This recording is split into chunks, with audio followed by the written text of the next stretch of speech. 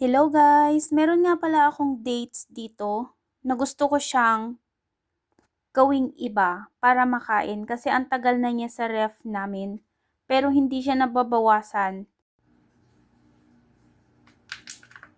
So ito na siya. Ilalagay natin siya sa pan. Ang sarap nito guys.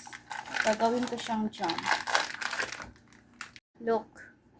Kumukulo na siya. Nilagyan ko nga pala siya ng kunting water. After 5 minutes, ito na siya. Bali, tinanggalan ko na din siya ng buto. Hindi ko na siya pinakita kasi masyado nang mahaba yung video. Baka magsawa kayo. 10 minutes ko lang siyang niluto hanggang sa maging ganyan na yung consistency niya. Yan nga pala yung napili kong lagayan para mas madali naming buksan. Kaya guys, kung may dates kayo dyan sa bahay nyo na hindi nakakain, gawin nyo to. Promise, di magsasawa yung mga kasama nyo sa bahay. Kakainin talaga nila at di masasayang yung dates. Ang mahal pa naman.